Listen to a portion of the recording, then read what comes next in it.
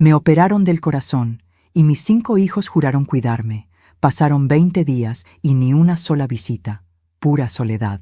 Soy Hortensia, 73 años, viuda de carácter firme. Creyeron que moría, pero mi firma les arruinará la vida. El primer recuerdo que tengo al despertar de la anestesia es el sonido rítmico de una máquina y un dolor que me partía el pecho en 2. Literalmente en 2. El cirujano me había abierto el esternón como si fuera un mueble viejo que necesitaba reparación urgente. Tenía la boca seca, con sabor a metal y a medicina, y los párpados me pesaban como si estuvieran hechos de plomo. Apenas pude abrir los ojos. Busqué a mi alrededor la sombra de alguno de mis muchachos. Ernesto, Carmela, Julián, Silvia, Gustavo. Cualquiera de los 5. Habían hecho un teatro maravilloso en la sala de espera antes de que me llevaran al quirófano. Un coro perfectamente ensayado de voces preocupadas que decían: «Nos turnamos para cuidarte, mamá. Tú no te preocupes por nada. Nosotros nos hacemos cargo de todo». No había nadie. Solo la pared blanca del hospital y un reloj de manecillas que marcaba las 3 de la tarde. Pensé que era el primer día. El día de la confusión. Seguramente Ernesto, que es abogado y siempre dice estar tapado de trabajo, tuvo una audiencia de emergencia. O tal vez Carmela no encontró con quién dejar a sus niños.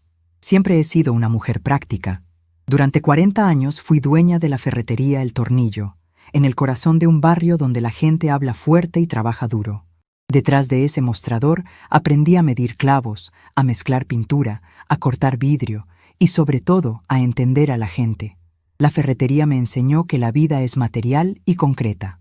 Por eso, ese primer día, justifiqué la ausencia de mis hijos con la misma frialdad con la que anotaba las deudas de mis clientes en mi vieja libreta de cuentas de tapa de hule verde. Una libreta que, por costumbre de comerciante, guardé en mi bolso antes de internarme. Pero llegó el segundo día, y luego el tercero, y el cuarto. El dolor en el pecho era una brasa ardiente cada vez que intentaba respirar profundo, pero ese dolor físico empezó a competir con un ardor muy distinto en la boca del estómago. Las enfermeras entraban y salían.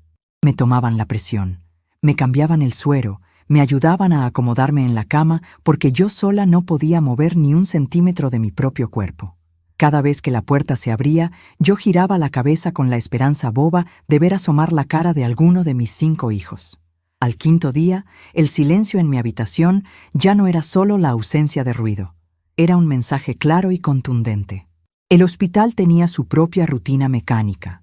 El chirrido del carrito de los medicamentos, el olor a desinfectante barato de limón, el sabor desabrido de la gelatina de dieta. Todo se volvía insoportable cuando lo único que tienes para distraerte son tus propios pensamientos. Me quedaba mirando el techo y repasaba mi vida entera. Yo me quedé viuda muy joven. Mi marido me dejó la ferretería y 5 bocas que alimentar. Me partí el lomo, me llené las manos de callos y grasa para que a ninguno le faltara nada. Vendí mis mejores herramientas para pagarle la universidad a Ernesto. Le compré todos los electrodomésticos a Carmela cuando se casó para que tuviera un hogar decente. Saqué a Julián de 3 quiebras de negocios absurdos, pagando sus deudas con el sudor de mi frente. Le di a Silvia el enganche para su casa porque la niña no quería vivir en alquiler. Y a Gustavo, el menor y el más irresponsable, le pagué abogados para sacarlo de problemas que ni siquiera quiero recordar. Llegó el día 10. La herida empezó a picar, señal de que estaba sanando por fuera, pero por dentro algo se estaba pudriendo. Esa mañana me obligaron a levantarme y caminar unos pasos. Me dieron una almohadita en forma de corazón para que la abrazara fuerte contra mi pecho si me daban ganas de toser, porque un estornudo o una tos podían hacerme sentir que me desgarraba por dentro. Caminé por el pasillo del ala de cardiología, arrastrando los pies, sosteniendo el poste del suero. Vi otras habitaciones, vi a ancianos rodeados de nietos. Vi a mujeres de mi edad, a las que sus nueras les peinaban el cabello. Vi a hijos durmiendo en sillas incómodas de plástico, solo para no dejar a sus madres solas en la madrugada. Y yo, Hortensia, la mujer fuerte del barrio, la que despachaba bultos de cemento, caminaba sola como un fantasma en bata de hospital. El día 12 fue el punto de quiebre. Fue el momento exacto en que la venda de los ojos se me cayó al piso y se hizo polvo. Mi enfermera de turno se llamaba Lidia, una mujer joven, de manos suaves y mirada compasiva. Lidia me estaba ayudando a bañarme con esponja porque yo todavía no podía levantar los brazos por encima de los hombros. Ella me secaba la espalda con cuidado, tratando de no lastimarme. De pronto se detuvo un momento. Me miró a través del espejo del pequeño baño y me hizo la pregunta que me atravesó el alma más rápido que el bisturí del cirujano. «Señora Hortensia, disculpe que me meta, pero ¿usted tiene familia?» Me quedé paralizada. El jabón de glicerina resbaló de mis manos y cayó al piso de la ducha con un ruido sordo. Sentí que la sangre se me iba a los pies. Era la vergüenza. Una vergüenza tan grande, tan pesada, que me costó encontrar la voz. Por un segundo de debilidad, estuve a punto de llorar. Estuve a punto de decirle que tenía 5 hijos, 5 pedazos de mi propia carne que respiraban y caminaban por este mundo gracias a mí. Pero mi orgullo de ferretera me salvó. No iba a permitir que nadie me tuviera lástima. Yo odio la lástima. El óxido se come al hierro, y la lástima se come el espíritu. «Tengo 5», respondí con la voz ronca, mirando mi propio reflejo demacrado en el espejo. «Pero son gente muy importante, muy ocupados todos. Yo les pedí que no vinieran. No me gustan los alborotos en los hospitales». Lidia asintió en silencio, pero yo vi en sus ojos que no me creyó ni una sola palabra. Ella sabía la verdad. Los enfermeros lo saben todo.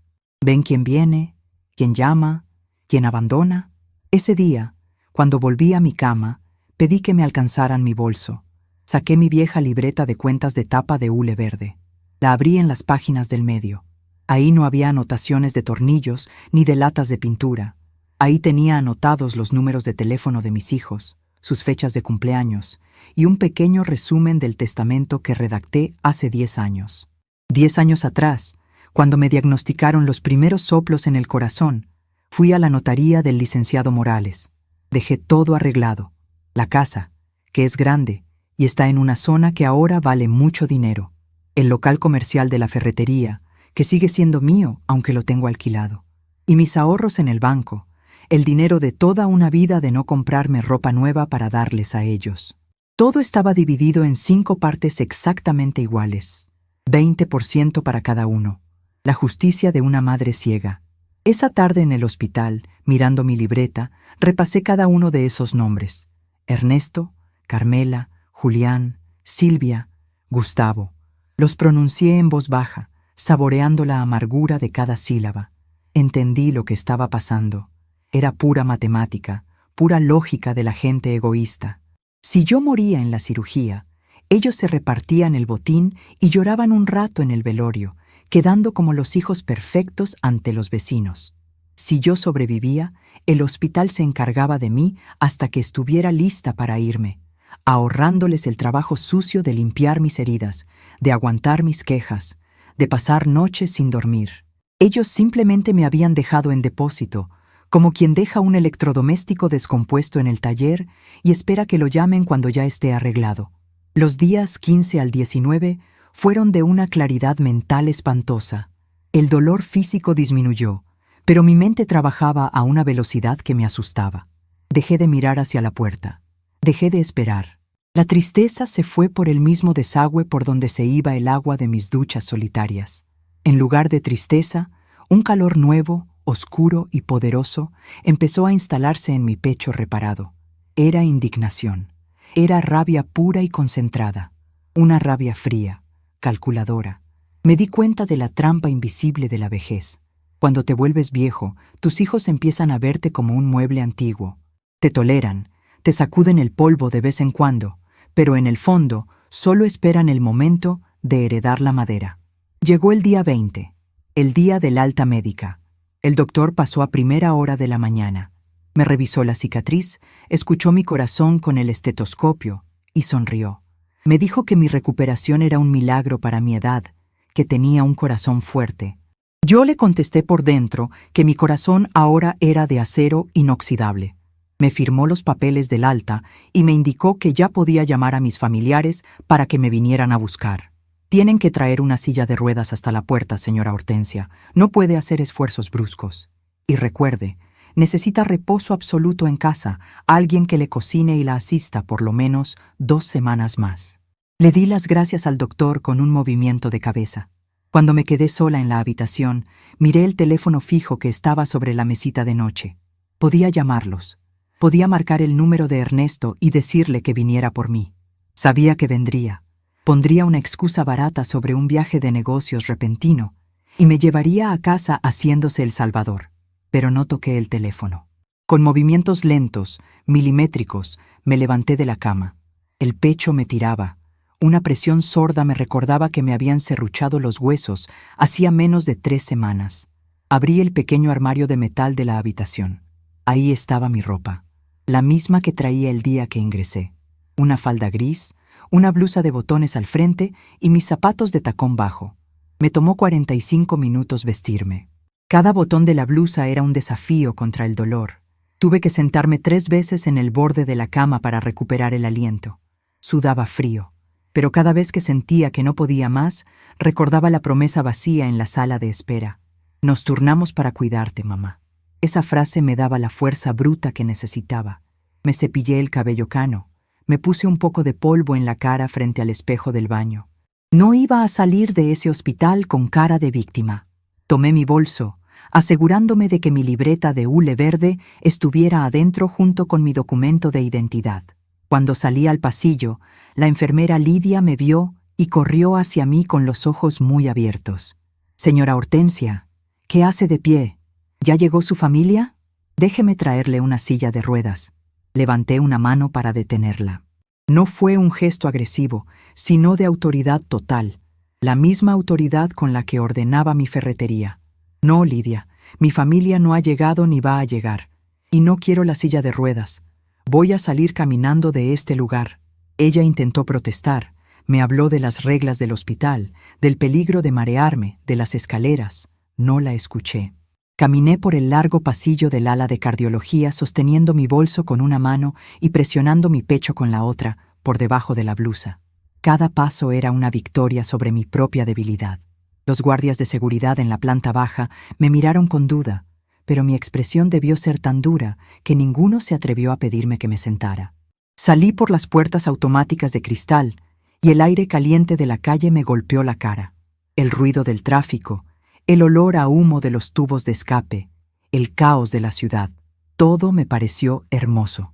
Estaba viva y estaba sola por mi propia cuenta, no por la voluntad de unos malagradecidos. Levanté el brazo en la avenida. Un taxi libre frenó de golpe frente a mí. El conductor, un muchacho joven con gorra, se bajó rápido al ver que yo caminaba encorvada y me ayudó a subir al asiento trasero. Me recargué contra el respaldo respirando agitada. El dolor era intenso, pero la adrenalina que corría por mis venas era mucho mayor. «¿Hacia dónde la llevo, doña? ¿A su casa?», me preguntó el taxista, mirándome por el espejo retrovisor con evidente preocupación por mi palidez. Me acomodé el cuello de la blusa, cerré los ojos un segundo para juntar todo el aire que mis pulmones me permitían y abrí mi bolso para tocar la textura de mi libreta verde. Sonreí. Una sonrisa que no tenía nada de dulce ni de maternal. Era la sonrisa de una mujer que acaba de descubrir que todavía tiene el sartén por el mango. «No, mijo, a mi casa no», respondí con voz clara y firme. «Lléveme a la avenida principal, esquina con la calle 10, a la notaría número 8. Tengo un trámite urgente que hacer, un asunto de números que necesito corregir». El trayecto en el taxi fue un catálogo de dolores nuevos.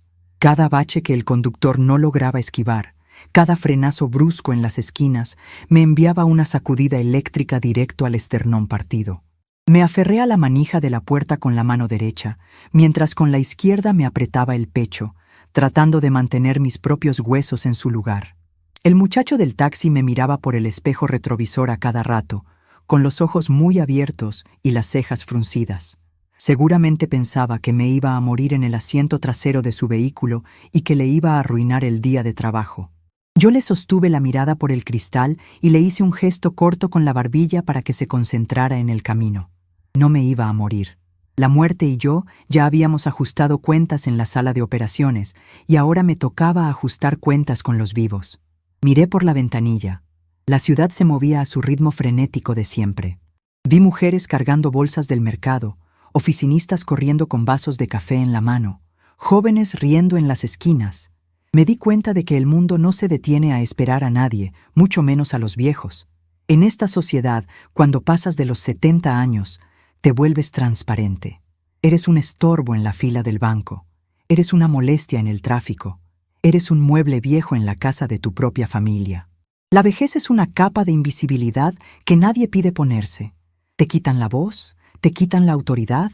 Creen que porque la piel se te arruga, el cerebro también se te encoge. Mis 5 hijos habían caído en esa misma trampa. Me miraron en la cama del hospital, conectada a los monitores, y no vieron a Hortensia, la mujer que levantó una ferretería desde los cimientos. Vieron una herencia a punto de liberarse. Vieron una chequera sin dueño. Llegamos a la avenida principal. Le indiqué al chofer que se detuviera frente a un edificio gris, de fachada sobria y puertas de madera pesada. Era la notaría número 8. Abrí mi bolso, saqué mi monedero y le pagué el viaje exacto, dejando una propina justa. Nada de caridad, solo el pago por un servicio bien hecho.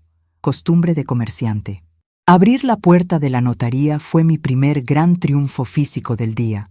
Pesaba 1 tonelada, pero apoyé el hombro y empujé con la fuerza que me daba la rabia. El aire acondicionado del recibidor me golpeó la cara.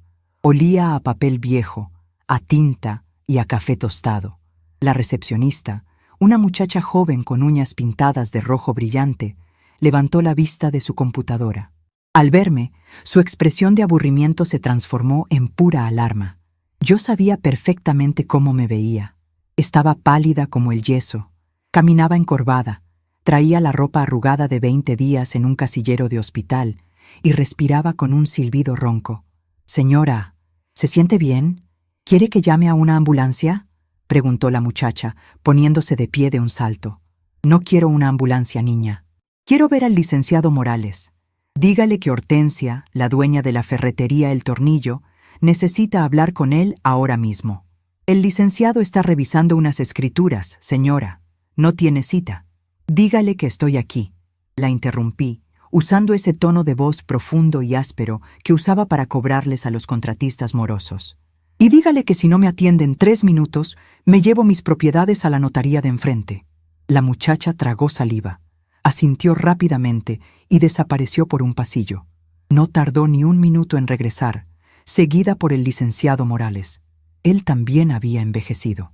Tenía menos pelo, más barriga y usaba unos lentes de lectura gruesos colgando del cuello, pero seguía siendo el mismo abogado astuto que me ayudó a legalizar mis primeros terrenos hace 40 años.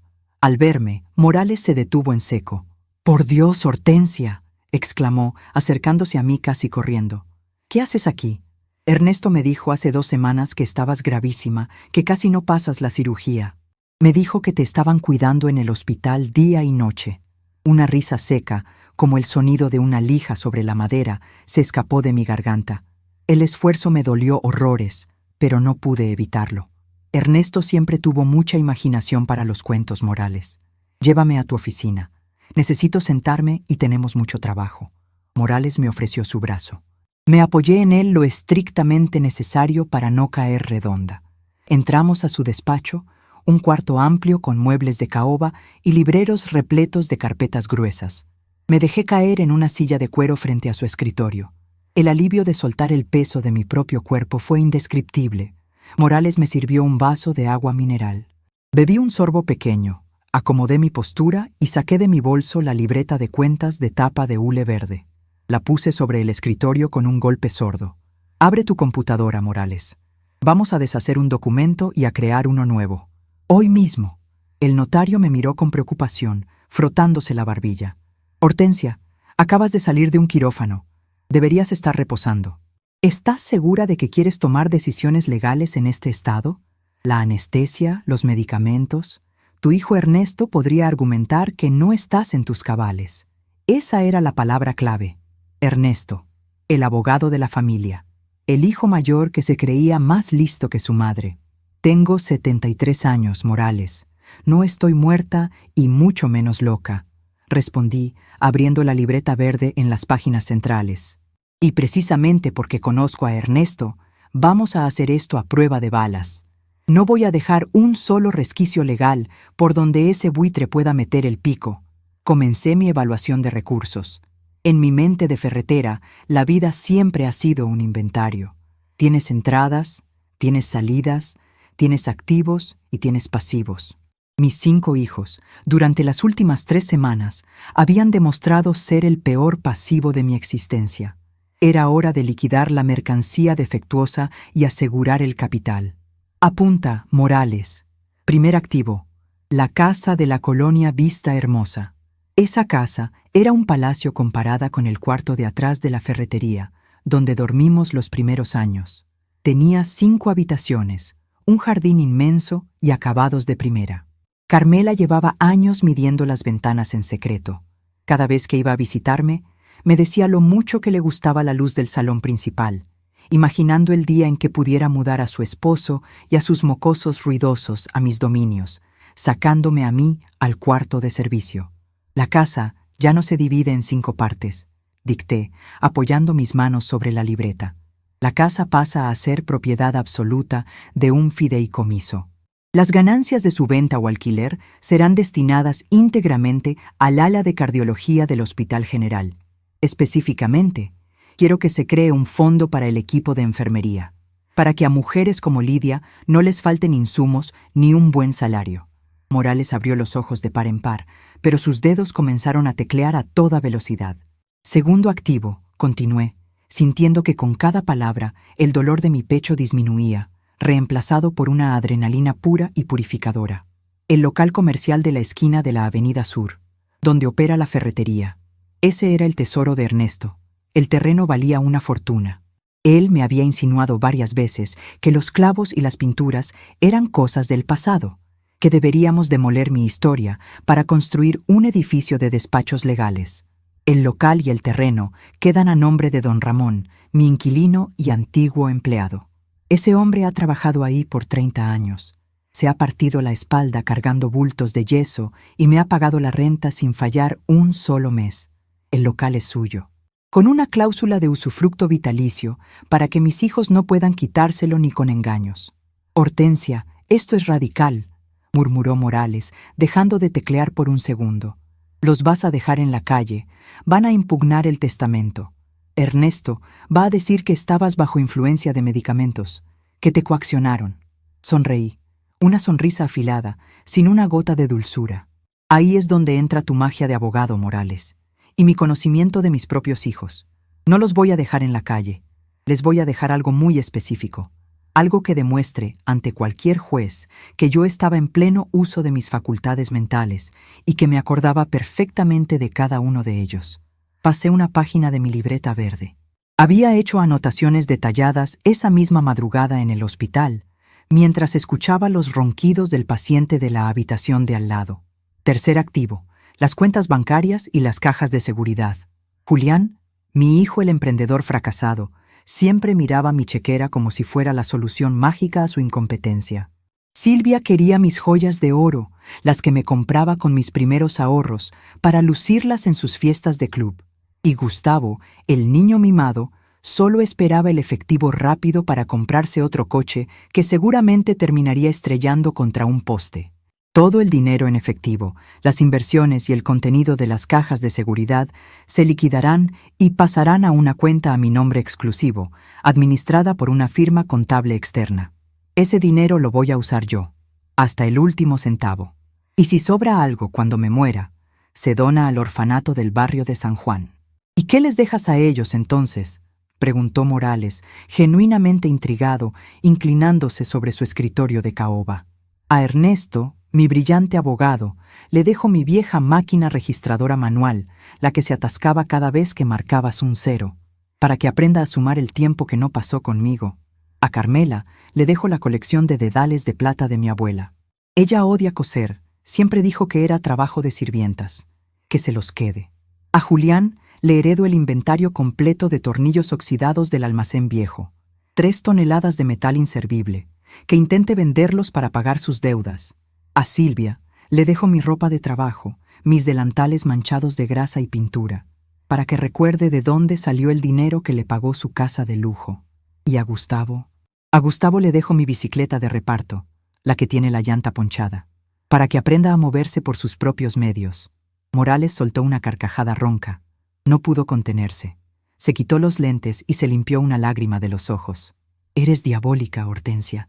Ningún juez del país podría aceptar que una persona senil diseñara un testamento con tanta ironía y tanto detalle personal. Esto demuestra una lucidez absoluta. Demuestra intención, premeditación y una memoria impecable. Exactamente, dije, cerrando la libreta verde con un golpe seco que resonó en la oficina. La lógica es muy simple. Si tú abandonas la obra a la mitad, no cobras el contrato. Ellos prometieron cuidarme. Prometieron turnarse. Me dejaron tirada como a un perro viejo 20 días. Creyeron que el hospital haría el trabajo sucio y que yo me iría apagando en silencio. Se equivocaron de madre. Me recosté en la silla, sintiendo el latido de mi corazón nuevo. El cirujano había hecho un buen trabajo. Mi pecho dolía, sí, pero la maquinaria interna funcionaba con la precisión de un reloj recién engrasado. Mientras Morales redactaba el documento con los términos legales correctos, me dediqué a reflexionar sobre mi siguiente movimiento. No podía volver a mi casa. Si volvía a la colonia Vista Hermosa, Ernesto y Carmela aparecerían tarde o temprano, fingiendo preocupación, exigiendo llaves, intentando controlarme bajo la excusa de mi convalecencia. Necesitaba un terreno neutral, un lugar donde yo dictara las reglas del juego. Morales, necesito un favor más, fuera del testamento, le dije, interrumpiendo el sonido de sus teclas. Lo que necesites, Hortensia. Conecta mi cuenta bancaria ahora mismo y haz una transferencia. Quiero que llames a la agencia de enfermería privada más cara de esta ciudad, de esas que atienden a los políticos y a los millonarios. Quiero contratar a una enfermera diplomada, 24 horas al día, 7 días a la semana. Hecho. ¿La mando a tu casa? No. Llama al Hotel Gran Imperio, el que está frente al Parque Central. Reserva una suite doble a mi nombre por un mes completo, con servicio a la habitación y atención médica disponible. Ahí es donde voy a pasar mi recuperación. Morales me miró con una mezcla de respeto y asombro. Te vas a gastar una fortuna, mujer. Es mi fortuna, respondí mirándome las manos, que aún conservaban las cicatrices de tantos años de cargar herramientas. Me pasé 40 años tragando polvo de cemento y oliendo a solvente para que esos 5 ingratos vivieran como reyes. Ahora me toca a mí, que me sirvan el desayuno en la cama con cubiertos de plata. El notario asintió, comprendiendo perfectamente. Imprimió las hojas del Nuevo Testamento. El papel salió caliente de la impresora. Me pasó una pluma de tinta negra y gruesa. Leí cada párrafo con detenimiento. Todo estaba ahí. El fideicomiso para las enfermeras del hospital, el local para don Ramón, el orfanato y la humillante repartición de chatarra, delantales y dedales para mis 5 herederos legales. No había lagunas, no había errores. Era un documento perfecto, una obra maestra de albañilería legal. Tomé la pluma. Mi mano derecha tembló un poco, no por debilidad, sino por la emoción cruda que me invadía. Afirmé la muñeca sobre el escritorio y firmé en cada una de las páginas. Mi firma era grande, angulosa, la misma firma que había autorizado miles de cheques y facturas a lo largo de las décadas. Al terminar, le devolví la pluma a Morales. Él estampó su sello oficial y firmó al calce. El plan estaba trazado, la trampa estaba puesta. Mis hijos creían que me tenían guardada en una cama de hospital, esperando dócilmente a que ellos decidieran mi destino. No sabían que el tablero de ajedrez acababa de dar un giro completo. Yo ya no era la madre abnegada esperando migajas de cariño. Era la dueña de la ferretería y acababa de cerrarles la cuenta de crédito para siempre. Ahora solo me quedaba instalarme en mi nueva fortaleza y esperar a que comenzara la función. La ejecución silenciosa de mi venganza acababa de empezar, y yo iba a disfrutar cada segundo desde la primera fila. Macy. El Hotel Gran Imperio olía a cera de abejas, a madera pulida y a un perfume de flores blancas que nunca en mi vida había sentido en el barrio de la ferretería. Cuando crucé las puertas giratorias de cristal, apoyada con disimulo en el brazo del botones, sentí que estaba cruzando la frontera hacia un país distinto. Atrás quedaba el olor a desinfectante barato del hospital y el polvo de ladrillo de mi vida anterior. El gerente del hotel ya me estaba esperando en la recepción, alertado por la tarjeta de crédito platino que el licenciado Morales había autorizado por teléfono. Me asignaron la suite presidencial en el piso 12. Cuando entré, casi se me escapa una risa que me habría costado un tirón en el esternón. Tenía alfombras tan gruesas que los zapatos se hundían en ellas, candelabros de cristal y unos ventanales inmensos desde donde se veía la ciudad entera como si fuera una maqueta. Yo, Hortensia, la mujer que durmió 10 años en un catre detrás de un mostrador lleno de rondanas y martillos, ahora tenía a mi disposición un comedor de caoba y un baño de mármol del tamaño de mi antigua casa. Berenice llegó 1 hora después. Era la enfermera privada que Morales había contratado. No tenía nada que ver con las muchachas apresuradas y mal pagadas del hospital público. Berenice era una mujer de unos 50 años, de postura militar, uniforme blanco impecable y un maletín médico que parecía de película. Me tomó la presión, revisó mi cicatriz con una suavidad extrema y organizó mis medicamentos en la mesita de noche sin hacer una sola pregunta innecesaria. No me miró con lástima, me miró como a una jefa, y eso era exactamente lo que yo necesitaba. Señora Hortensia, mi trabajo es que usted no mueva un solo dedo que no sea estrictamente necesario, me dijo Berenice, acomodándome en un sillón reclinable forrado en terciopelo verde. Yo la voy a bañar, le voy a dar sus medicinas y voy a supervisar su dieta. Usted solo tiene que dedicarse a sanar. Asentí, cerrando los ojos por un momento. El dolor del pecho seguía ahí, latente como un perro guardián, pero la humillación del abandono se estaba evaporando. Ahora mi cuerpo descansaba sobre sábanas de algodón egipcio, mientras mi cabeza trabajaba con la precisión de una caja fuerte. Durante los siguientes 2 días me dediqué a organizar mi trinchera. Saqué de mi bolso mi libreta de cuentas de tapa de hule verde y la puse sobre la mesa de centro, junto a un tazón de fresas frescas que el servicio de habitaciones me traía cada mañana. Esa libreta era mi centro de mando. En ella anoté las instrucciones claras que le di al gerente del hotel. Ninguna llamada sería transferida a mi habitación sin mi autorización explícita, y ninguna visita, bajo ninguna circunstancia, podría subir al piso 12. Si alguien preguntaba por mí, debían decir que yo era una huésped de máxima privacidad. Fue al 4.º día de mi estancia en el hotel, el día 24 desde mi operación, cuando decidí encender mi viejo teléfono celular. Lo había mantenido apagado a propósito. Quería darles tiempo. Quería que la olla de presión de su propia negligencia acumulara el vapor suficiente antes de estallar. Cuando la pantalla se iluminó, el aparato vibró en mi mano durante casi 3 minutos ininterrumpidos. Parecía que iba a desarmarse. Tenía 68 llamadas perdidas, más de 100 mensajes de WhatsApp y 3 alertas del buzón de voz. Me puse mis lentes de lectura, tomé un sorbo de té de manzanilla y abrí la aplicación de mensajes. La cronología del pánico de mis 5 hijos era una obra de teatro fascinante de leer. Los primeros mensajes eran del día 21, 24 horas después de que salí del hospital. El primero era de Ernesto. Mamá, me llamó la administración del hospital. Dicen que te dieron el alta ayer y que te fuiste sola. ¿Estás loca? ¿Dónde te metiste? Fui a tu casa y no estás. Leí el mensaje y sonreí a medias. Ernesto no estaba preocupado por mi salud. Estaba ofendido porque la paciente se le había salido del corral sin pedirle permiso. El abogado brillante no soportaba perder el control.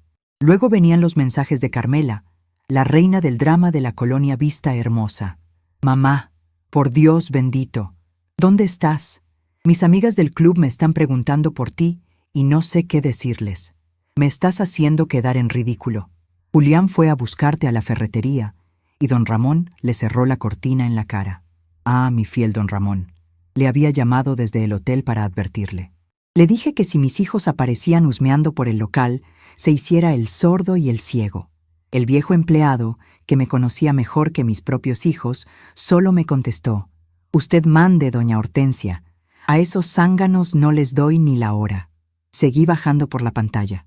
El tono de los mensajes cambiaba conforme pasaban las horas. De la molestia inicial pasaron a la confusión, y de la confusión al terror puro y duro. El terror de los herederos que no encuentran el cuerpo ni el testamento. Silvia, mi niña mimada de las joyas y los vestidos caros, había mandado un audio de voz llorando. Mamita, por favor contesta. Gustavo dice que tal vez te dio un infarto en la calle y estás en la morgue como desconocida. Estamos desesperados. Me detuve ahí. El pecho me dio una punzada, pero no era por el esternón partido. Era el último resto de instinto maternal que intentaba rebelarse. Esa voz tonta que te dice que una madre debe consolar a sus crías sin importar lo que hagan. Pero entonces recordé los 20 días mirando el techo del hospital. Recordé a Lidia bañándome con una esponja mientras yo me tragaba la vergüenza de no tener a nadie. Aplasté ese instinto maternal con la misma fuerza con la que aplastaba los clavos torcidos con el martillo. Ellos no estaban llorando por su madre, estaban llorando por su cajero automático. No contesté un solo mensaje. Apagué la pantalla del teléfono y lo dejé sobre la libreta de hule verde, que siguieran sudando frío. En la ferretería aprendí que, cuando un cliente te debe dinero y se esconde, lo peor que puedes hacer es perseguirlo. Tienes que sentarte a esperar a que él necesite comprar otra vez. Mis hijos me necesitaban. Yo era el suministro de su comodidad. Al 5.º día de mi hospedaje, sonó el teléfono fijo de la habitación. Era el licenciado Morales. Berenice me acercó el auricular mientras me acomodaba los cojines en la espalda. «Hortensia, esto es un circo», me dijo el notario, y aunque intentaba sonar profesional, noté la diversión en su voz. «Ernesto acaba de salir de mi oficina». Entró pateando la puerta, exigiendo saber si yo tenía idea de dónde estabas. Me amenazó con demandarme por ocultamiento de información. «¿Y qué le dijiste, viejo zorro?», pregunté, sintiendo un placer oscuro que me calentaba la sangre. Le dije que el secreto profesional me impide revelar el paradero de mis clientes y que, hasta donde yo sabía, tú eras una mujer adulta en pleno uso de sus facultades mentales. Se puso lívido, Hortensia. Empezó a balbucear que tú estabas incapacitada por la cirugía, que seguramente alguien te había secuestrado para robarte las propiedades. Quería que yo le mostrara el último testamento. «Espero que le hayas enseñado la puerta de salida». «Por supuesto». Le dije que si no se retiraba, llamaría a seguridad. «Pero ten cuidado, Hortensia. Ernesto no es tonto. Ya está moviendo hilos». Me enteré por un colega que Julián y Gustavo andan visitando los bancos para intentar congelar tus cuentas, alegando demencia senil o desaparición. Solté una carcajada que me obligó a abrazar con fuerza la almohadita en forma de corazón que Berenice me había dado para proteger mi pecho. «Que lo intenten», respondí, secándome una lágrima de risa del rabillo del ojo. «Todo el capital líquido ya está en la cuenta del fideicomiso manejada por la firma contable. Mis cuentas personales viejas tienen 50 pesos cada una. Se van a dar de topes contra la pared. Gracias, Morales. Manténme informada». Colgué el teléfono. La partida de ajedrez estaba en su punto más alto. Mis movimientos estratégicos estaban funcionando como engranajes recién aceitados.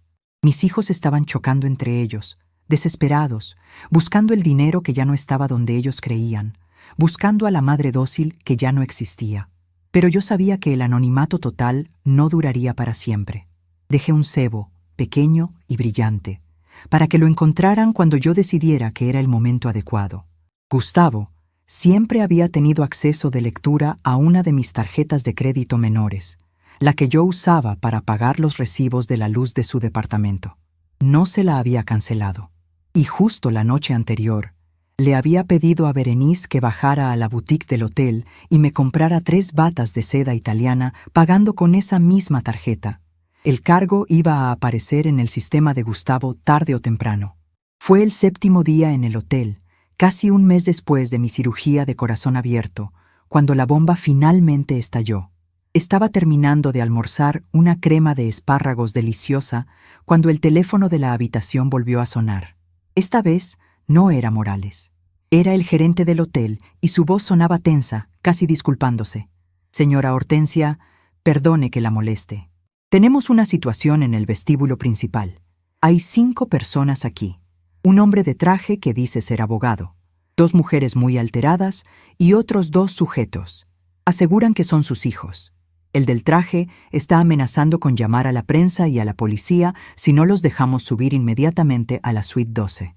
El momento había llegado, la confrontación indirecta. Sentí cómo el corazón me latía con fuerza, pero era un latido firme, poderoso.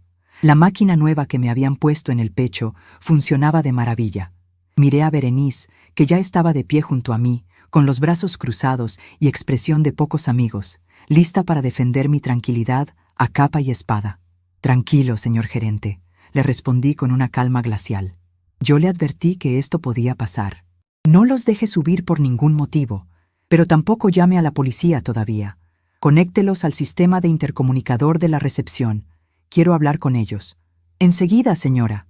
Hubo un par de clics en la línea, un ruido estático, y luego el caos entró a mi lujosa habitación a través del altavoz. «¡Mamá! ¡Mamá! ¡Por el amor de Dios!», era la voz de Carmela, chillona y cargada de lágrimas fingidas. «Baja ahora mismo o deja que subamos. Estábamos muertos de angustia, mamá. Pensamos que te habían asesinado». «Mamá, soy Ernesto», lo interrumpió la voz de mi hijo mayor, tratando de imponer esa falsa autoridad de abogado de tribunales. «Esto es un secuestro, ¿verdad? ¿Quién te tiene ahí? Si alguien te está obligando a pagar este hotel carísimo, dime y subo con la policía. Abre la puerta de tu habitación ya mismo». Me tomé mi tiempo. Dejé que el silencio se alargara en la línea durante unos 10 segundos. Quería que sintieran el peso de mi desprecio a través del cable telefónico. Me incliné hacia el auricular, apoyando los codos sobre mi libreta verde. «Nadie me tiene secuestrada, Ernesto», dije, bajando el tono de mi voz para que sonara ronca y amenazante, como el trueno antes de la tormenta. «Estoy aquí por mi propia voluntad, pagando con mi propio dinero, el dinero que me gané vendiendo clavos y cemento mientras ustedes dormían hasta el mediodía». «¡Mamá!», sollozó Silvia de fondo. «¿Por qué nos haces esto? Te fuimos a buscar al hospital para cuidarte y ya no estabas». «¡Mentira!», grité. El grito me dolió en el hueso, pero fue un dolor liberador, purificador. Fui un bulto en esa cama durante 20 días. 20. Llevé la cuenta en mi libreta. Nadie llamó, nadie fue a verme. Lidia, una enfermera que no lleva mi sangre, me limpió la espalda mientras ustedes se repartían mis terrenos en sus cabezas. «Señora, por favor, cálmese, le va a hacer daño a su corazón», susurró Berenice a mi lado, poniéndome una mano suave en el hombro. Levanté un dedo para indicarle que estaba bien. «Mamá, estás confundida por la anestesia», insistió Ernesto, bajando el volumen de su voz, adoptando ese tono condescendiente que se usa con los niños pequeños o con los locos. «Tuviste una cirugía mayor, estás sufriendo un delirio. Por favor, deja que el gerente nos dé una llave. Te vamos a llevar a tu casa, a Vista Hermosa. Yo me encargo de todo». Esa frase, la misma maldita frase de la sala de espera. «Yo me encargo de todo. A mi casa no van a entrar nunca más, Ernesto», sentencié, pronunciando cada palabra como si estuviera martillando acero. Fui al notario antes de venir a este hotel. Revisé mi inventario y decidí que mi capital ya no va a financiar a un grupo de parásitos malagradecidos. Se hizo un silencio sepulcral en la línea. Pude imaginarme sus caras en el vestíbulo del hotel. Pude imaginar a Gustavo sudando frío, a Carmela olvidándose de llorar, a Julián calculando sus deudas, a Silvia tocándose el collar de perlas falsas y a Ernesto dándose cuenta de que la pared de ladrillos con la que acababa de chocar era yo. «¿Qué hiciste, mamá?», preguntó Julián, y su voz temblaba de verdad, no de tristeza, de miedo. «Hice justicia, mijo, lógica pura y matemática simple. Ahora, escúchenme bien los 5. Si intentan subir a esta habitación, el gerente tiene instrucciones de sacarlos a patadas con la seguridad del hotel. Y si intentan hacer un escándalo en la prensa o impugnar mi estado de salud mental, yo misma contrato una página entera en el periódico del domingo para publicar cuántas veces los salvé de la ruina y cómo me dejaron pudriéndome en un hospital público». «Mamá», intentó decir Gustavo, pero lo corté de tajo. «La ferretería está cerrada para ustedes, y las visitas familiares también. Váyanse a sus casas y aprendan a trabajar». Sin esperar una sola respuesta, colgué el teléfono con un movimiento firme. El clic resonó en la habitación silenciosa. Me recosté contra el respaldo del sillón de terciopelo verde. Berenice me miraba con los ojos muy abiertos, sosteniendo el baumanómetro en la mano. como si acabara de presenciar un terremoto y no estuviera segura de si el edificio iba a colapsar. Me pasé la mano por el cabello cano, respirando despacio. Sentí la cicatriz debajo de mi blusa. El cirujano me había abierto el pecho y me había arreglado el corazón físico.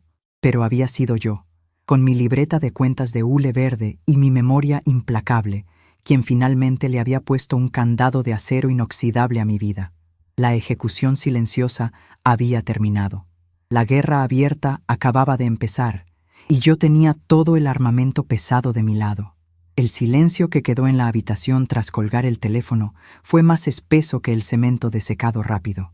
Berenice, con los ojos todavía abiertos de par en par, se acercó despacio y me colocó el baumanómetro en el brazo izquierdo.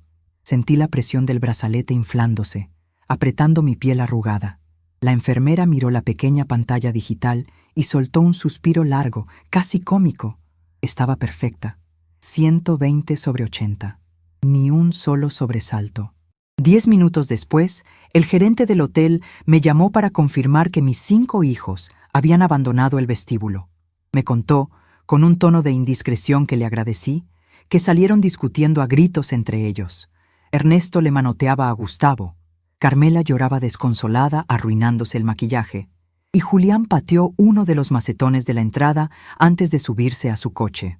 La manada de lobos se había dado cuenta de que el redil estaba vacío, y ahora empezaban a morderse entre ellos por la frustración. Durante los 3 días siguientes, me dediqué a observar la caída de sus castillos de naipes desde la comodidad de mis sábanas de algodón egipcio. No necesité salir de la suite para saber que el pánico se había convertido en un incendio forestal en sus vidas. Mi libreta de cuentas de hule verde tenía anotadas las fechas exactas de sus dependencias financieras. Era el fin de mes, la temporada de cobros. El martes, el contador de la nueva firma administradora me llamó para informarme que las tarjetas de crédito adicionales habían sido bloqueadas exitosamente. Me imaginé a Silvia en el restaurante de su club exclusivo, con la cara roja de vergüenza, cuando el mesero le dijera que su plástico no pasaba. El miércoles se cancelaron las transferencias automáticas. Julián debió recibir la notificación del banco de que el pago de la hipoteca de su bodega vacía había rebotado por falta de fondos. Y el jueves, Ernesto descubrió que la cuenta mancomunada que usaba para gastos de representación de su despacho legal, que en realidad eran mis ahorros de la ferretería, había sido vaciada legalmente y transferida a mi fideicomiso privado. El asedio telefónico regresó, pero esta vez ya no había amenazas ni exigencias altaneras en los mensajes de voz. Había desesperación pura. El grifo del dinero se había cerrado de golpe, oxidado para siempre. Para el viernes, Ernesto decidió jugar su última carta, la que el licenciado Morales y yo ya estábamos esperando. Morales me llamó temprano por la mañana, riéndose por lo bajo. Ernesto había presentado una petición urgente ante un juez familiar para declararme mentalmente incompetente, argumentando demencia senil acelerada por la anestesia y la falta de oxígeno durante la cirugía. Exigía la anulación de cualquier poder notarial reciente y pedía ser nombrado mi tutor legal para protegerme. Si yo hubiera sido la misma mujer de hace un mes, la que esperaba una visita en la cama del hospital, esa traición me habría matado de tristeza, pero la Hortensia de ahora solo sintió una inyección de adrenalina pura. Le di instrucciones claras a Morales. Esa misma tarde, un psiquiatra forense de altísimo prestigio, contratado por la firma contable, visitó mi suite. Me hizo pruebas de memoria, de lógica, de cálculo mental y de orientación. Platicamos durante 2 horas sobre la fluctuación de los precios del acero y sobre las leyes de arrendamiento comercial. Al terminar, el doctor firmó un certificado de salud mental tan sólido que podría haber servido como cimiento para un rascacielos. Yo no solo estaba cuerda, estaba más lúcida que la mitad de la ciudad. Con ese documento en mano, Morales ejecutó el siguiente paso de la estrategia. Envió citatorios formales a los 5 domicilios de mis hijos. Los convocaba a una reunión extraordinaria de actualización patrimonial el lunes a las 10 de la mañana. El lugar de la cita no era su notaría, sino la sala de juntas ejecutiva del Hotel Gran Imperio, justo 2 pisos por debajo de mi suite. Llegó el lunes. Me levanté a las 7 de la mañana. El dolor del esternón ya era solo una molestia sorda, un recordatorio de que estaba viva. Le pedí a Berenice que me ayudara a vestirme, pero esta vez no elegí la ropa gris y arrugada del hospital.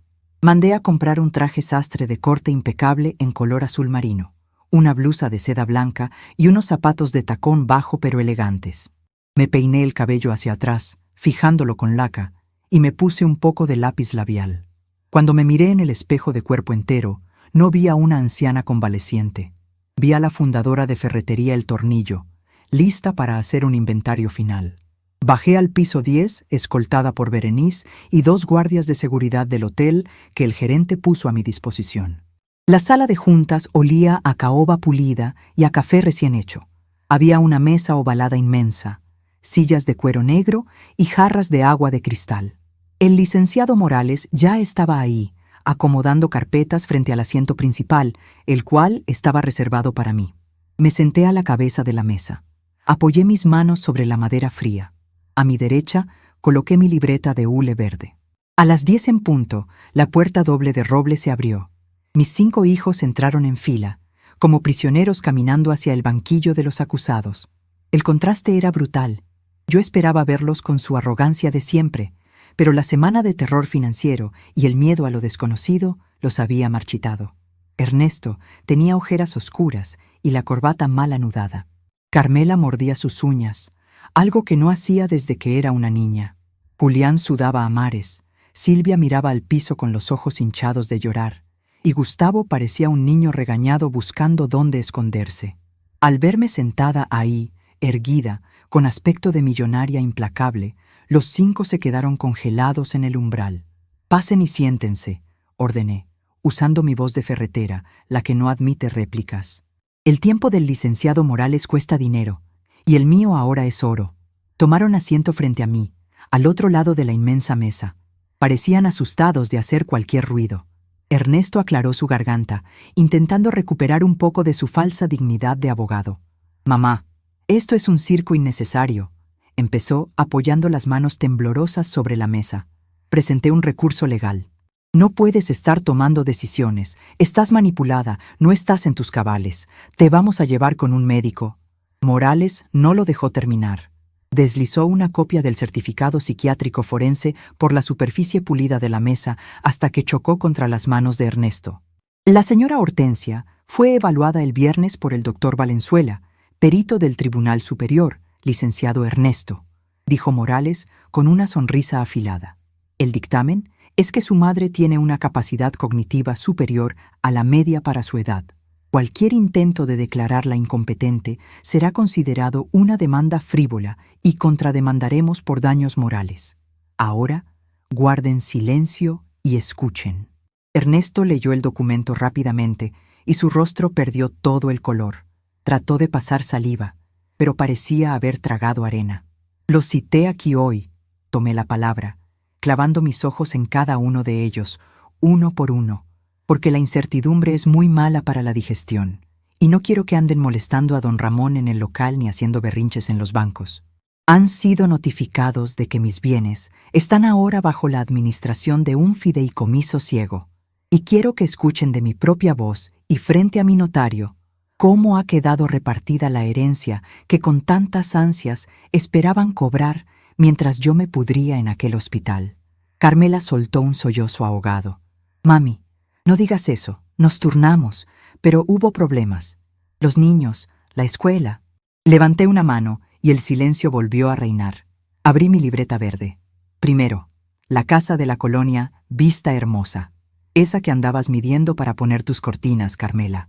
Mi hija levantó la vista, esperanzada por un milisegundo. La casa ha sido traspasada irrevocablemente a una fundación benéfica del Hospital General. Las rentas que genere esa propiedad pagarán el sueldo de 20 enfermeras. Mujeres que sí saben limpiar una herida y dar un vaso de agua sin quejarse. Ya no hay casa para ustedes. Es propiedad del hospital.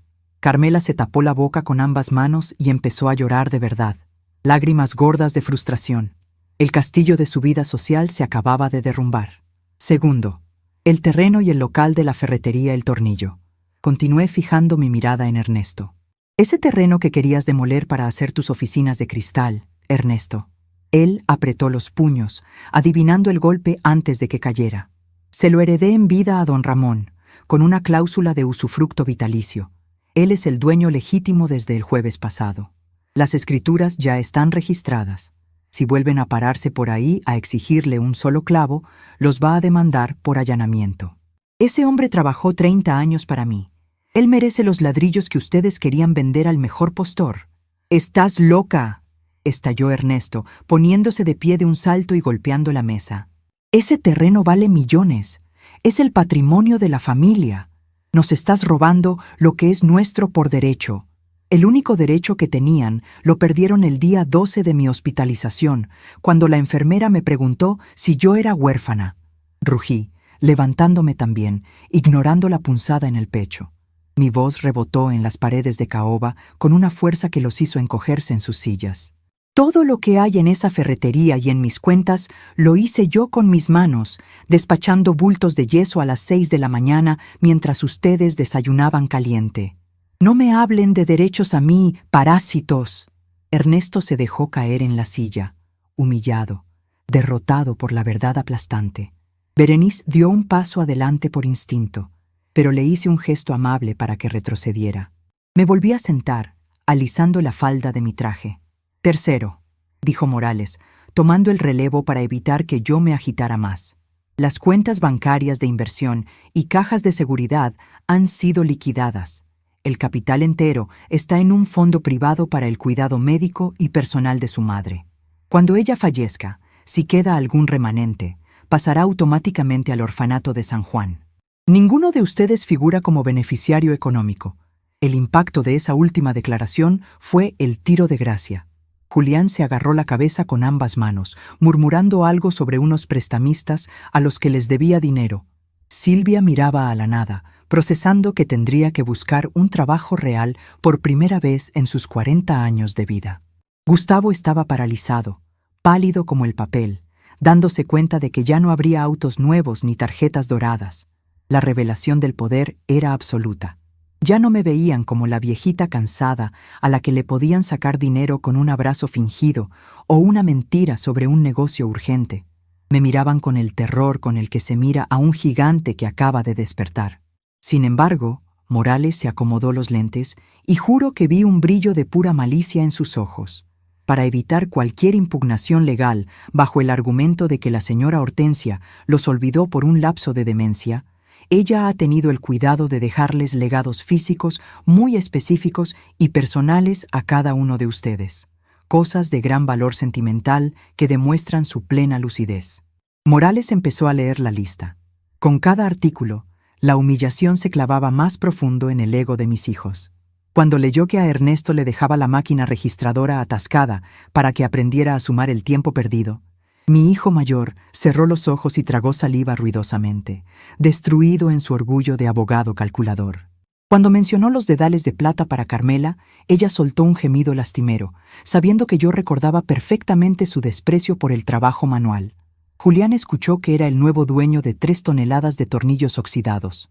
No dijo nada, solo asintió lentamente, entendiendo que esa chatarra era el reflejo exacto de sus negocios fracasados. A Silvia se le escurrió el rímel cuando Morales le adjudicó mis delantales manchados de grasa y pintura, el uniforme de mi esfuerzo que ella tanto se avergonzaba de mostrar a sus amigas de la alta sociedad. Y Gustavo, el eterno niño mimado, rompió a llorar como un crío cuando escuchó que su gran herencia era la bicicleta de reparto con la llanta ponchada. La dinámica había cambiado para siempre. El aire en la sala de juntas era pesado, cargado de una sumisión que nunca antes había existido entre nosotros. Durante años, yo fui la proveedora con culpa, la madre que compraba amor con transferencias bancarias, porque creía que esa era mi obligación. Ellos fueron los reyes tiranos de mi cuenta de ahorros, pero en 20 minutos de lectura legal los había despojado de sus coronas de papel. Silvia fue la primera en romperse del todo. Se levantó de su silla, corrió hacia mi lado de la mesa y se dejó caer de rodillas sobre la alfombra gruesa, intentando agarrar mi mano. «Mami, perdóname», lloró, manchando mi falda azul con sus lágrimas. «Fui una tonta. Tuve miedo de ir al hospital. No me gusta ver a la gente enferma. Te juro que yo te amo, mami. No nos hagas esto. No me dejes en la calle. Yo te cuidaré ahora. Me vengo a vivir contigo a este hotel. Te peinaré todos los días. Miré a Silvia de rodillas. Hace un mes, esa escena me habría derretido el corazón y habría sacado la chequera para consolarla. Pero ahora saqué mi libreta de hule verde. La abrí en la página 3. Silvia, dije con voz calmada, retirando mi mano de su agarre con firmeza. 14 de agosto del año pasado. Pagué el enganche de tu camioneta de lujo, 200,000 pesos. 3 de febrero. Remodelación de tu cocina, 150,000 pesos. Durante 10 años te he mantenido el estatus que tu marido no te puede dar. Tú no me amas, Silvia. Amas la comodidad que te proveo. Levántate del piso, no hagas el ridículo. Se puso de pie lentamente, tropezando con sus propios pies, y regresó a su silla con la cabeza gacha. Nadie más intentó suplicar. Sabían que era inútil. Contra los números fríos de la libreta de hule verde y la muralla legal de Morales, no había manipulación emocional que funcionara. Ernesto recogió la copia del certificado médico, la dobló con movimientos automáticos y se la guardó en el bolsillo del saco. Me miró por última vez y en sus ojos ya no vi al abogado soberbio, sino a un hombre aterrorizado por su propio futuro. «Váyanse», ordené, cerrando la libreta con un golpe seco que resonó en la sala como el martillazo de un juez. «La reunión ha terminado, y no vuelvan a buscarme. De ahora en adelante, cualquier comunicación que necesiten hacer conmigo será a través de la oficina del licenciado Morales. Que tengan buena vida, muchachos. Empiecen a buscar trabajo». Se levantaron en silencio. Caminaron hacia la puerta arrastrando los pies, con los hombros caídos, como si de repente la gravedad de la tierra pesara el doble sobre ellos. Los vi salir uno a uno por las puertas dobles de roble. No voltearon a mirar atrás. Sabían que la fuente se había secado para siempre. Cuando la puerta se cerró detrás de Gustavo, el último en salir, solté un suspiro largo y profundo.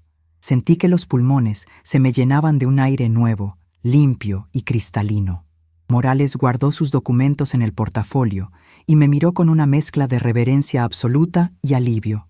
«Eres de hierro, Hortensia». Nunca en mis 40 años de carrera había visto a alguien desarmar a 5 tiburones con tanta elegancia. Le sonreí a mi viejo amigo y toqué mi pecho por encima de la blusa de seda. Mi corazón de carne palpitaba con fuerza gracias al cirujano, pero mi corazón de acero lo habían forjado ellos mismos a base de abandono, y ese blindaje nuevo ya nadie podría romperlo jamás. El eco de la puerta de caoba cerrándose detrás de Gustavo fue el sonido más hermoso que escuché en mis 73 años de vida. Fue el sonido seco y definitivo de una bóveda sellándose para siempre. Cuando me quedé sola en esa inmensa sala de juntas con el licenciado Morales y Berenice, no sentí ganas de llorar, ni sentí ese nudo en la garganta que se supone debe asfixiar a una madre cuando se separa de sus crías.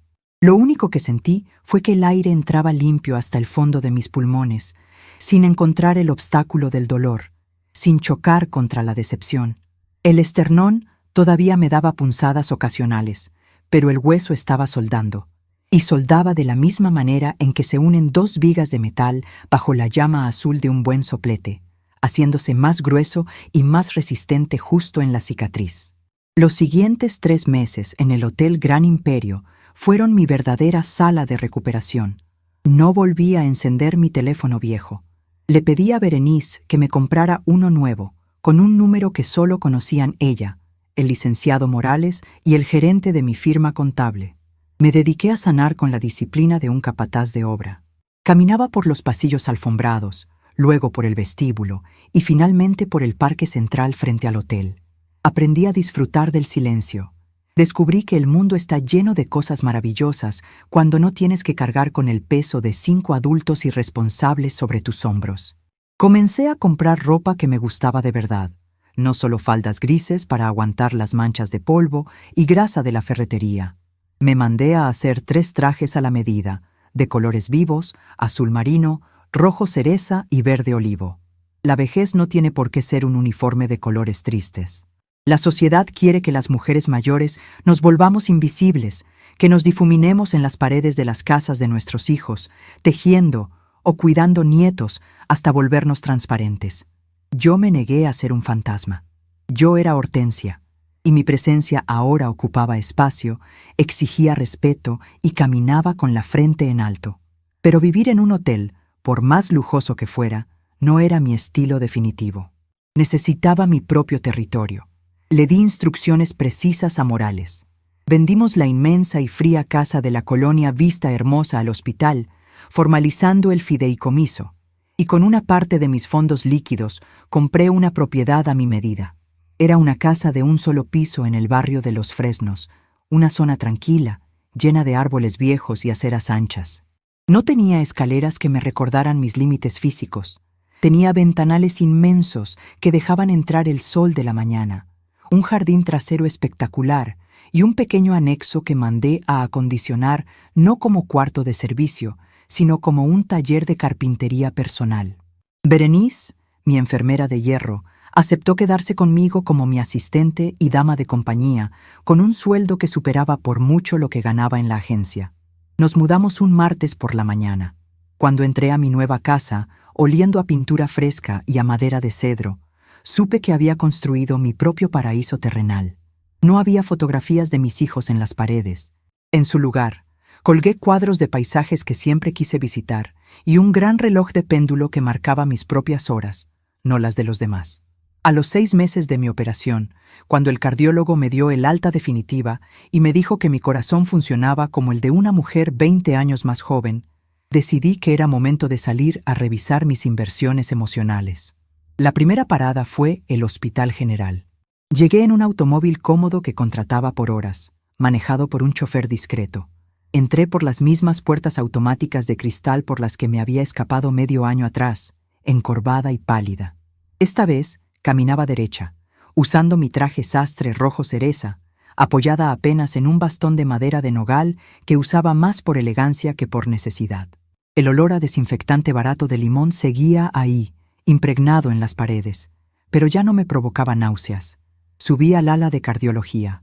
El director del hospital, un hombre calvo de anteojos redondos, me estaba esperando en el pasillo junto con la jefa de enfermeras. Cuando me vieron, me saludaron con una reverencia que rozaba la devoción. El fideicomiso Hortensia llevaba 4 meses operando. Me guiaron por el pasillo hasta un área que antes era un almacén húmedo y oscuro. Ahora, la puerta tenía una placa dorada brillante. Al abrirla, vi la nueva sala de descanso del personal de enfermería. Tenía sillones reclinables ergonómicos, una cocina integral equipada con máquinas de café de verdad, microondas nuevos, casilleros amplios y baños con duchas de agua caliente. Pero lo más importante no era la pintura ni los muebles. Lo más importante estaba sentada en uno de esos sillones, tomando un vaso de agua durante su breve descanso. Era Lidia. Cuando me vio entrar, casi deja caer el vaso. Se puso de pie de un salto, limpiándose las manos en su uniforme blanco, mirándome como si estuviera viendo una aparición milagrosa. Yo le sonreí, me acerqué a ella y le tomé las manos. Seguían siendo las mismas manos suaves y compasivas que me habían limpiado la espalda cuando yo sentía que no valía nada. «Señora Hortensia», balbuceó Lidia, con los ojos llenos de lágrimas contenidas. «Está usted hermosa, está tan recuperada». Todo esto, nos dijeron que fue una donación anónima de una paciente, pero cuando vi el nombre del fideicomiso en los recibos de nuestros bonos mensuales, yo supe que era usted. «No hay nada que agradecer, Lidia», le respondí, apretando sus manos con firmeza. «En mi negocio siempre aprendí que los cimientos fuertes son los que sostienen el edificio. Ustedes son los cimientos de este lugar. Los médicos se llevan la gloria, pero ustedes limpian la sangre, aguantan el mal humor y hacen la pregunta correcta en el momento exacto. Usted me devolvió la dignidad con un simple jabón de glicerina. Esto es pura lógica comercial. Pagué mis deudas». Lidia asintió, tragando saliva para no llorar frente a sus compañeras. Nos dimos un abrazo corto, honesto, sin el dramatismo falso que tanto detesto. Salí de ese hospital sintiendo que mi dinero por fin estaba haciendo el trabajo que debía hacer, premiar a los que se parten el lomo. Mi segunda parada fue en el corazón del viejo barrio, a 2 cuadras de mi antigua ferretería. Le pedí al chofer que estacionara el auto frente a una pequeña cafetería desde donde se veía perfectamente la esquina del local comercial. Pedí un café expreso doble y me senté junto a la ventana. Desde ahí observé el gran letrero de lámina. Ya no decía solamente Ferretería El Tornillo. Ahora, con letras recién pintadas en un amarillo brillante, se leía Ferretería El Tornillo, Sucesores y Don Ramón. La fachada estaba limpia, libre de los grafitis que antes la manchaban. Los bultos de cemento estaban apilados con una precisión militar en la acera. Y ahí estaba él, Don Ramón. Llevaba su delantal de lona gruesa, pero su postura era diferente. Ya no era el empleado que bajaba la cabeza cuando entraba el cliente. Era el patrón. Lo vi dar instrucciones a dos muchachos jóvenes que descargaban un camión de varillas. Lo vi atender a un contratista, gesticulando con seguridad, riendo a carcajadas. El hombre parecía haber rejuvenecido 10 años. No crucé la calle. No fui a saludarlo. No era necesario. Entrometerse en el éxito ajeno es de mala educación. Yo le había entregado los ladrillos, pero él estaba construyendo su propio imperio, y yo no iba a robarle ni un segundo de su gloria con mi presencia. Me tomé mi café, dejé un billete generoso debajo de la taza y regresé a mi vida.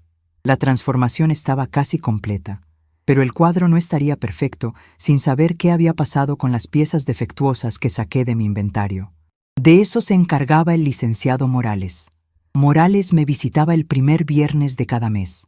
Se sentaba en la terraza de mi nueva casa. Berenice nos preparaba limonada con hierbabuena de nuestro propio jardín, y él me daba el reporte detallado del desastre, como quien lee las noticias internacionales. Yo lo escuchaba mientras lijaba pequeñas piezas de madera para los comederos de aves que estaba construyendo en mi taller. No pudieron hacer nada, Hortensia, nada de nada, me contó Morales una tarde de octubre, riéndose por lo bajo mientras revolvía el hielo de su vaso. Ernesto intentó apelar la decisión del juez sobre tu salud mental, pero el colegio de psiquiatras lo amenazó con una sanción por perjurio. Al quedarse sin tu cuenta de gastos de representación, no pudo pagar la renta de su despacho de lujo en la zona financiera. Tuvo que mudarse a una oficinita de 2x2 en el centro. Me dicen que ahora lleva casos de divorcios express y multas de tránsito para poder pagar la colegiatura de sus hijos. Soplé el aserrín de una pequeña tabla de cedro, asintiendo con calma. El gran abogado al fin estaba aprendiendo a litigar en las trincheras, donde se gana el dinero de verdad. ¿Y Carmela?, pregunté, eligiendo una lija de grano más fino. Carmela es la comidilla de su club social. Como la casa de Vista Hermosa pasó al hospital, el marido tuvo que pedir un préstamo para alquilar un departamento. Carmela ha estado vendiendo sus bolsos de diseñador y sus zapatos italianos por internet. La semana pasada la vieron haciendo fila en el supermercado con cupones de descuento. Dicen que ya no tiene muchacha de servicio y que le tocó aprender a usar la lavadora. Sonreí. Los dedales de plata que le heredé seguramente le estaban sirviendo de adorno inútil en su nueva realidad sin sirvientas. Julián consiguió trabajo, continuó Morales. Y esa noticia sí me sorprendió lo suficiente como para dejar la lija sobre la mesa. Al quedarse sin tu respaldo para sus supuestos negocios millonarios, los cobradores le empezaron a respirar en la nuca. Terminó aceptando un puesto de supervisor de turno nocturno en una fábrica de plásticos. Marca tarjeta a las 10 de la noche y sale a las 6 de la mañana. Me dicen que ha perdido la barriga y que anda con ojeras, pero que lleva 3 meses sin pedir un solo préstamo. Mira tú por dónde. Resulta que sí sabía trabajar cuando no tenía el colchón de mamá para amortiguar sus caídas, comenté, dándole un sorbo a mi limonada. Silvia es un caso aparte, dijo Morales, acomodándose los lentes. El marido la amenazó con el divorcio cuando las tarjetas rebotaron. Para no perder su estatus, empezó a hornear pasteles en su casa para venderlos entre sus amigas ricas, y adivina qué usa para no mancharse la ropa fina.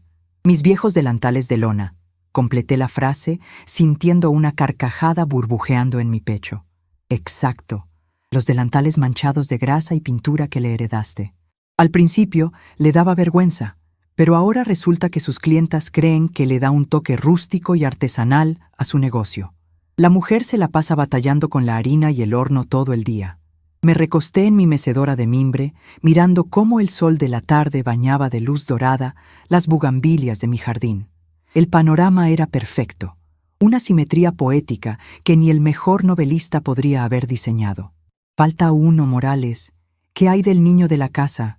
¿Qué hay de Gustavo?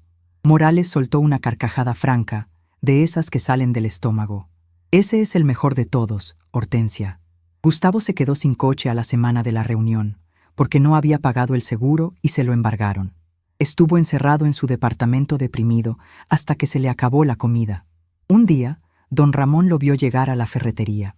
Entró con la cabeza gacha, arrastrando los pies. Fue a buscar su herencia. Don Ramón le entregó la vieja bicicleta de reparto con la llanta ponchada.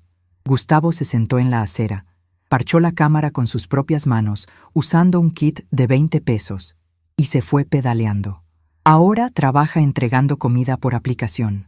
Anda quemado por el sol, sudando la gota gorda, esquivando camiones en el tráfico. Me quedé en silencio un largo rato. Escuchaba el canto de los pájaros en el jardín y el sonido de la madera crujiendo suavemente bajo mi mano. No sentí pena, no sentí remordimiento. Sentí el orgullo feroz de una dueña de negocio que acaba de ver cómo su inversión más desastrosa finalmente comienza a dar rendimientos, aunque sea a palos. No los arruiné, Morales, dije al fin, mirando al abogado directo a los ojos. Los parí por segunda vez. Esta vez sin anestesia, sin mimos y sin la chequera abierta. Les quité la venda de los ojos a la mala. Les enseñé que el dinero no crece en las ramas del árbol genealógico. A sus 40 y tantos años, por fin son adultos. Si me odian por el resto de sus vidas, no me importa. Prefiero que me odien mientras trabajan y se ganan el pan, a que me lloren con lágrimas de cocodrilo frente a un cajero automático. Morales levantó su vaso de limonada a modo de brindis silencioso. Él sabía que yo tenía razón. Cuando cayó la noche y Morales se despidió, entré a la casa. Berenice estaba preparando la cena en la cocina, tarareando una canción vieja en la radio de transistores que teníamos sobre la barra. Fui a mi habitación, encendí la lámpara de la mesita de noche y saqué del cajón mi vieja libreta de cuentas de tapa de hule verde. La abrí. Las hojas centrales, donde había anotado los números de mis hijos, los resúmenes del Viejo Testamento y los días de abandono en el hospital, estaban ahí. Tomé un bolígrafo de tinta negra. Con movimientos firmes y gruesos, tracé una gran X sobre todas esas páginas. Cuenta saldada, inventario cerrado, pasivo liquidado. Volteé la página hacia una hoja limpia, en blanco, la primera hoja en blanco de mi nueva vida. Allí no iba a anotar deudas, ni decepciones, ni números de abogados. Escribí una pequeña lista con mi letra angulosa y segura. 1. Llamar a la agencia de viajes, buscar cabañas frente al mar en la costa norte. 2. Comprar más madera de cedro para el taller. 3. Invitar a don Ramón y a su familia a una parrillada el próximo domingo. Cerré la libreta y la dejé sobre la mesa. Me acerqué al gran espejo de cuerpo entero de mi habitación. Me desabotoné despacio la blusa de seda, dejando al descubierto mi pecho. Pasé las yemas de mis dedos endurecidos por la larga cicatriz vertical que bajaba por mi esternón. Ya no estaba roja ni inflamada. Era una línea blanca, gruesa y orgullosa. Un cierre hermético. La sociedad se equivoca profundamente con nosotras, las mujeres mayores. Creen que nuestros cuerpos arrugados son salas de espera para la muerte. Creen que nuestra mente se vuelve un archivo muerto que nadie consulta.